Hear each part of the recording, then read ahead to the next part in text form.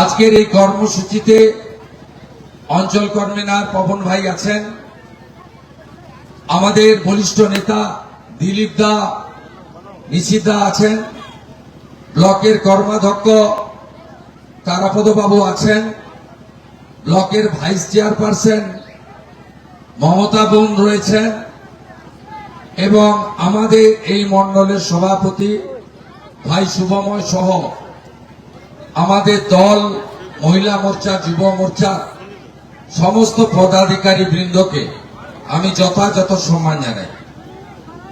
আপনারা জানেন আগামী 23 তারিখে প্রথম দফার ভোটে নন্দীগ্রামের ভোটাররা অংশগ্রহণ করবেন এবং এই নির্বাচনে ভারতীয় জনতা পার্টির পক্ষ থেকে মাননীয় প্রধানমন্ত্রী নরেন্দ্র মোদীজির আশীর্বাদ নিয়ে আমি পুনর্বার এই কেন্দ্রে প্রার্থী হয়েছি। ইভিএম এর 1 নম্বরে আমার নাম এবং পদ্মফুল চিহ্ন রয়েছে। আমি সকলকে অনুরোধ করব যে আপনাদের এই নির্বাচনে 1 নম্বর বোতাম টিপে আপনারা পশ্চিমবঙ্গে ভারতীয় জনতা পার্টি সরকার আনার লক্ষ্যে আমাকে আশীর্বাদ দেবেন। আমি আশা করেছিলাম মমতা ব্যানার্জি আবার এখানে এসে লড়ুক। উনি অনেক বড় বড় কথা বলে বেরিয়েছেন 5 বছর, কিন্তু মমতা ব্যানার্জি সে চ্যালেঞ্জ অ্যাকসেপ্ট করেনি। তিনি তার দলের কোন লোককেও খুঁজে পাননি।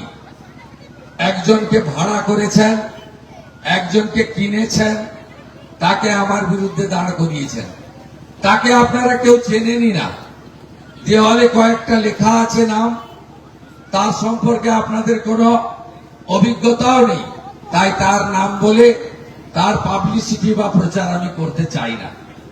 আমি শুধু আপনাদের বলবো, আমি মমতা ব্যানার্জি যেমন নন্দীগ্রামে পুনর্বার লড়ার চ্যালেঞ্জ গ্রহণ করেননি, আমি আপনাদের বন্ধু শুভেন্দু, আমি চ্যালেঞ্জ গ্রহণ করে ভবানীপুরে ওনাকে হারানোর চ্যালেঞ্জ দিয়েছি।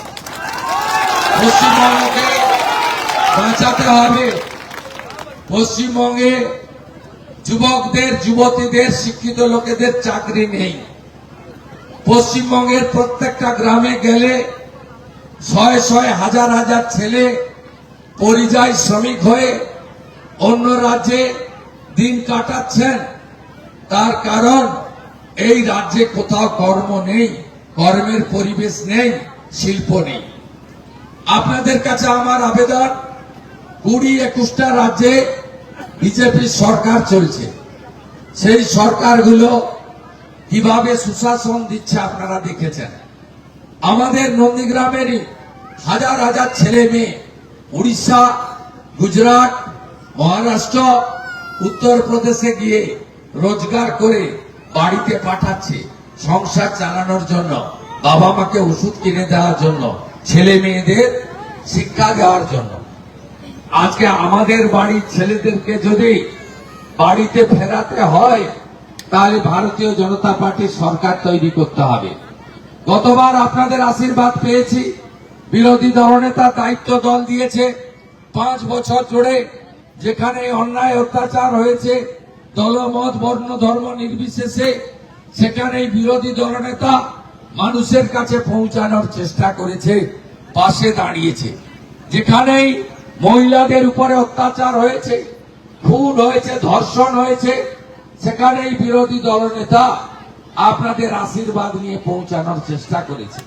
যেখানেই হিন্দুদের উপরে আক্রমণ হয়েছে, মুর্শিদাবাদ হোক, মালদা হোক, মহেশতলা হোক, যেখানেই মন্দির ভেঙেছে, ঠাকুর ভেঙেছে, হিন্দু খুন হয়েছে, সেখানেই আপনাদের এমএলএ, বিরোধী দলনেতা পৌঁছানোর চেষ্টা করেছে। তাই এবারে বিজেপি সরকার তৈরি করবে।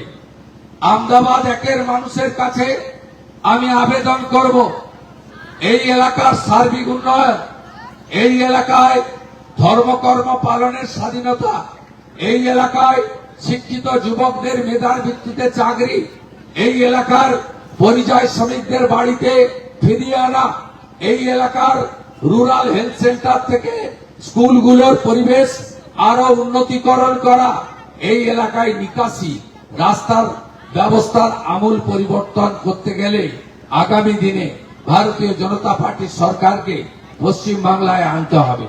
এবিপি আনন্দ, এগিয়ে থাকে, এগিয়ে রাখে।